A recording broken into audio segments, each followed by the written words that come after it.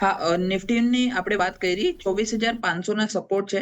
એના નીચે ક્લોઝિંગ થાય તો જ મારા હિસાબે થોડુંક બેરિશ થશે. બેંક નિફ્ટીની આપણે વાત કરીએ તો નિફ્ટી બેંકનો મને બિલકુલ બેંક નિફ્ટીની વાત કરીએ તો કમ્પેરેટિવલી બેંક નિફ્ટી વધારે સ્ટ્રોંગર છે નિફ્ટી કરતા. આજના દિવસમાં એક fresh all time high bank Nifty ઓપનિંગમાં દેખાડ્યો હતો અને એના પછી ફરીથી હાયર લેવલ્સથી આપણને પ્રેશર અને પ્રોફિટ બુકિંગ જોવા મળ્યું છે. મારા હિસાબે બેંક નિફ્ટીની વાત કરીએ તો નીચેમાં 55,400 ના એક સ્ટ્રોંગ સપોર્ટ છે.